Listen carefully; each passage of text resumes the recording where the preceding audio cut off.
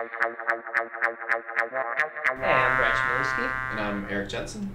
and we're here to share with you another freelancing tip. Yep. We're not experts, we're not the authority on freelancing. This is just how we do it, and we want to share that with you. Yeah. So, if you disagree with what we have to say, drop a line in the comments, and maybe we can discuss it in the next episode, or just love to hear from you. Yeah. So today's question again comes from Jess. She wants to know, when should you be flexible with your rate? And so I have a feeling she's probably referring to lowering the rate. No clients coming back usually and being like, that's too low. Your rate's too low. Raise that up. You consider raising your rate. So when should you consider lowering your rate? Personally, I would be wary of any first-time client that would come to me and say, we're not comfortable with your rate. If you're asking me what my rate is and I come back to you and say this is my rate, then I think that's, it's up for you to say, okay, we'll take it or leave it. If they come back and ask me, would you consider lowering your rate? I would be a little apprehensive. I would have to consider the job at hand. I wouldn't want to lower it too much.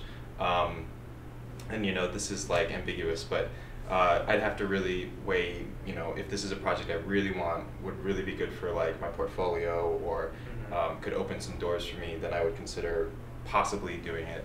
But at the same time, I wouldn't want to set a precedent where, oh, we know we can get Erik for, for not his full rate, and suddenly all future projects, they'll be like, oh, sorry, again, we don't have the funds to Right, you pay did it for that much last time, let's just do that again. Right.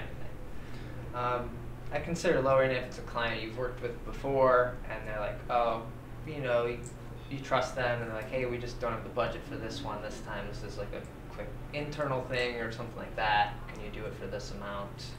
And you know they're going to come back and work with you again. Then I'd feel fine lowering the rate for that kind of thing. Yeah.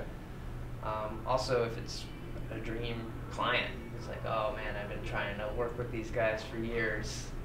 Of course, I'm going to lower it a little bit to try to score that and undercut the other guys, I guess. Right. At the same time, I'm wondering, if this is a dream client, man, shouldn't they be paying me my full rate, ideally? But yeah, I guess it's possible if it's really competitive and the budget is for some reason really tight, then you could consider it. But I think kind of what we're saying is it's kind of situational, but definitely leaning more towards no, because I think it's a dangerous, slippery slope to get down, and I think you not only hurt yourself, but like the whole freelance industry when you undercut everybody, like that race to the bottom thing. Right, because then they can turn around next week and say, oh, Erik did this job for $5, can you do it for $2?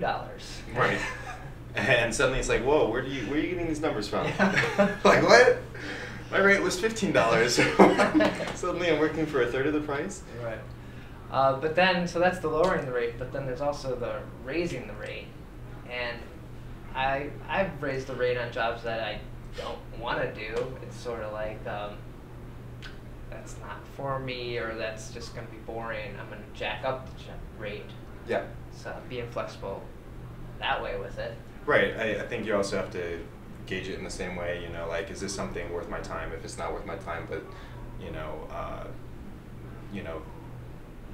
it could be something that is just, it's a money job, essentially. Like something you're doing just to make a little extra income or a lot of extra income. Yeah. If it's not going to be cool or good for your portfolio, it could be just a job that is purely for the bank account. For the bank account, right. But yeah, so hopefully that helped anyone else out there, and hopefully it helped Jess. And if you have any other questions, feel free to email Erik or I, or tweet us. You can follow me on Twitter. I'm at brad. And I'm at that guy Erik. And thanks for watching. Thanks.